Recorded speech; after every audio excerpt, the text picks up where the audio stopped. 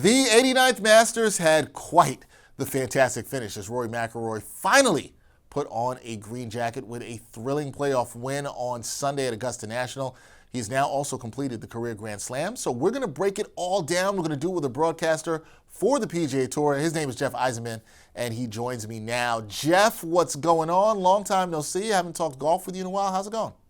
You caught me on a day, right? I just I'm dealing with the emotions right now of watching history, feeling like history was going to happen multiple times, and then having to take a break, pacing around the apartment, making dinner when the playoffs started, trying to find ways to occupy my time. Just an amazing, amazing day, and happy to talk about it. Yeah, it was a range of emotions. I was watching my producer Nick go through it because we were like, are we going to see history? Are we not going to see history? It was just crazy to see. But we saw history, and we're going to get to talk about it. So, Jeff, Rory McIlroy, you know this. He's been chasing this moment for over a decade, 11 years. Now that he's finally won the Masters, what stood out to you the most about how he handled the pressure of completing this career Grand Slam? Well, handled it as well as he could have, right? And you talk about it being 11 years that he's tried to get this done at the Masters, and through the trials and tribulations, the talk has always been about the pressure getting to Rory McIlroy, not just at the Masters. He hasn't won a major championship in 11 years. So it's always about what happens on Sunday. And every step, it felt like Rory finally got to that point where, no, he has done it. He has separated himself from the field. He's in position right now to just come in, maybe make a few pars, finish this off. It was one step back, but then one step forward. That's the thing about the pressure, is that every time the pressure actually mounted, Rory played his best. When he was up 3-4 strokes, that's when the shot started to get a little bit loose. But as soon as it got to one shot, as soon as it got to tied at the end, other than maybe the putt on 18 in regulation, it felt like Rory always stepped up to hit the shot. He never let the thing unravel, and that's why Rory was able to get it done this time around and put his foot forward. And every time he was asked to come back from a poor shot, he did today. He really did, and you're right. In terms of getting it done, he needed a playoff to get it done, something that we could not have predicted. What did you make of Rory's mental toughness and his poise, I guess we'd have to also say, in those extra holes, or an extra hole, after letting his lead slip late in the final round? Yeah, I kept telling myself down the stretch, I said, when Rory finally got the one-shot lead on 17, I said to myself, as much all the problems, the trials and tribulations, the highs and lows that Rory McIlroy has had, this time it's different because his game is so sharp. Coming in, he was the only player on the PGA Tour who had won 2 times this season. Everyone was talking about Rory because he has been the best player in the world this year at age 35. And then he missed the putt on 18, but there was still this feeling in the back of my mind that he's the best player. Justin Rose played an incredible tournament. He's 44 years old, still showed up. He's now finished second at the last 2 majors, but still when it got to the playoff, it just felt like Rory, because of how well he's played, as long as he plays his game, he should still get it done. I think it was very beneficial for Rory that he got to hit second every time on that 18th hole. He was able to hit his approach shot second. He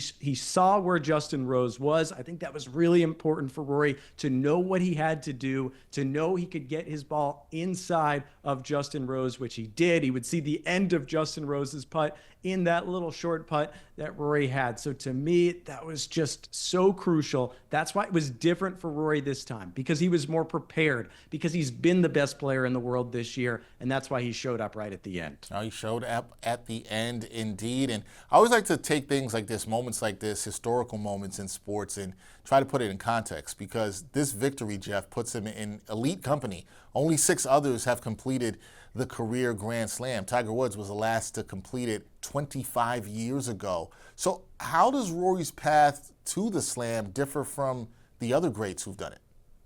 Well, significantly, because those other guys have all done it. The other 5 that you're talking about, Gene Sarazen, Ben Hogan, Tiger Woods, Jack Nicklaus, and Gary Player, all did it within 3 tries. It took Rory McIlroy 11 tries to get this done at the Masters. So we're talking about players, especially you bring up Tiger Woods. And what Tiger Woods had was that he got it done in the year 2000 on his first try. He had just won the U.S. Open, the previous major championship. So this was during the midst of the Tiger Slam. He got it done. He was still incredibly young, didn't have to think about it. I believe he was just 24 years old, said, that's it, wrapped. I don't have to have this pressure mount. And Rory talked about it today, that the pressure has mounted year after year after year, right? This was the 11th try for Rory McIlroy. When he was 25, felt like, okay, if you don't get it this time, you'll have so many more chances, Rory. But he said he was at the point where he was starting to wonder, would it ever happen? And now to get it done in his 11th try is remarkable. Like I said, Jack Nicklaus,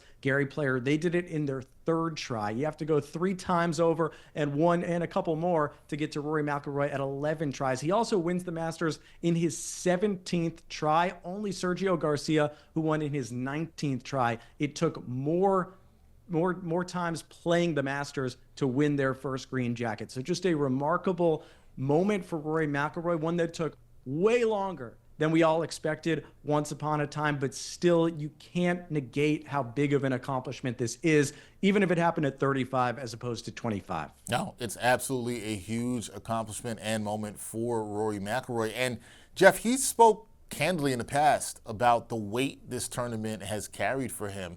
Do you think that finally winning the Masters changes how he approaches the game or even the next chapter of his career?